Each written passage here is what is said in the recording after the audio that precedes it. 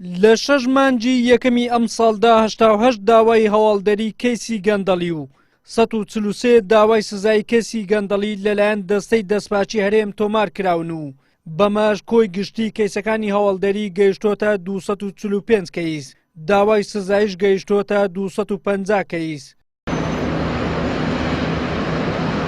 سەرۆکی دەستەی دەستپاچی هەرێمیش ئاشکرای دەکات لەم ساڵدا 52 دۆسەی گەندەڵیان ڕەوانەی دادگای لێکۆڵینەوە کردووە و 17 کەیس یەکلایی کراونەتەوە و بڕیاری دادگای پێدەرچووە. 105 کەیسیش لە قۆناغی لێکۆڵینەوەدایە.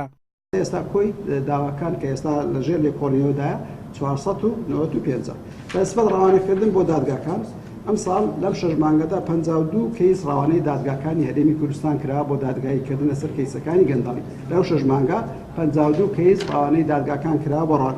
تەبەن 20 کەیسی تریش ڕەوانەی دادگاکانی تر کراوە پێی تایبەندی و زۆری، واتە کەیسی تریش لای ئێمە هەبووە، بەڵام دوای ئەوەی حاکمی تاقیی لێکۆڵینەوەی تدا کردووە دەرکەوتووە کە ئەو کەیسانە لە اختصاص و لە پسپۆڕی دەستەی دەستپاچی نین، ئەجا ئەمانیش هەر کەیسن و ئیشیان لەسەر کراوە، گەیشتوتە قۆناغی ئەوەی کە بوونەتە داوای سزایش و ئیشیان لەسەر کراوە، بەڵام بە پاش ئەوەی لێکۆڵینەوەی تدا کراوە دادوەران خۆیان پێیان باش بوو کە بچێتە دادگای تر جگە لەو دادگانەی کە ئیشی دەستی دەستپاچی دەکەن. واتە کۆی ئیحالەکان بەوانەی کە لە اختصاصی دەستەی دەستپاچیەوە بەوانەی لە دەرەوەی اختصاصی دەستەی دەستپاچین 72 کەیسی گەندەڵی هەبووە.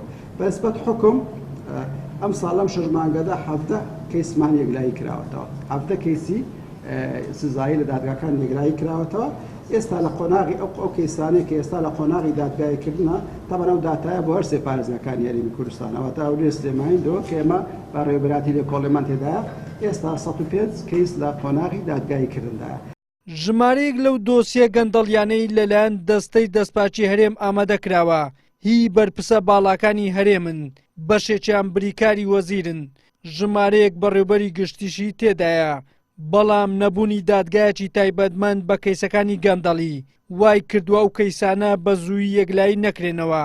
بۆیە لە ئێستادا دەستەی دەستپاچی هەرێم گەیشتۆتە ئەو بڕوایی هاوشێوەی بەغدا هەرێمیش ئەنجومەنێک بۆ دژایەتیکردنی گەندەڵی دابمەزرێنێت و دادگایەکی تایبەتیش بۆ کەیسەکانی گەندەڵی تەرخان بکرێت بۆ ئەوەی کەیسەکانی گەندەڵی بە زووترین کات یەکلایی بکرێنەوە.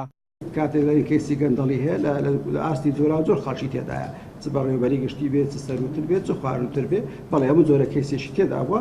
بەڵام خۆتان نظامێک لە گرفتەکانی سەر باسم کرد نامێ لەسەر پرسیارەکەی تۆ بکەم، وێ بەڕاستی ئێمە کێشەی درەنگ یەکلاییکردنەوەی کەیسەکانمان هەیە. داواکارین لەو کابینەی تازە هاوشێوەی بەغدا بە پەلە ئەنجومەنێک بۆ دژایەتی گەندەڵی دابمەزرێت. شەرنی هەمان ناوی ئەنجومەنی بەغدای هەبێت، چونکە لە بەغدا ئێستا ئەنجومەنێک بۆ دژایەتی گەندەڵی هەیە، هەفتانە لە بەسەرۆکاتی سەرۆکی ئەنجومەنی وەزیران و نوێنەراتی دەستگا چاودێریەکان کار و چاڵاشی دەکەن.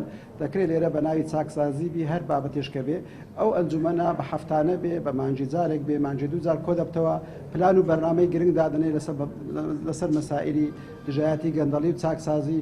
دوای ئەوەی پێویست بێ دەخێتە بەردەمی ئەنجومەنی وەزیران، ئەوەی پێویستی بە هەمواری یاسا و پێشنیارکردنی یاسای تازە هەبێ دەخێتە بەردەم پەرلەمانی کوردستان. لە چوارچێوەی بەرنامەی کاری حکوومەتی تازە کە تەئکید لە ڕوبەڕبوونەوەی گەندەڵی دەکات، دەستەی دەستپاچی هەرێم داوای لە ئەنجومەنی وەزیران کردووە کاری جددی بۆ ئەو پرسە هەستیارە بکات و سەرەتای کارەکانیشی بەرپرسەکان ناچار بکات، فۆرمی ئاشکراکردنی سەرۆت و سامانیان پڕ بکەنەوە، چونکە ئێستا لە هەموو کات زیاتر هەرێم پێویستی بە چاکسازیە لە کەرتی گشتی و سێکتەرەکانی خزمەتگوزاری. وەلی سەلیم، کەناڵی ئاسمانی پێم، هەولێر.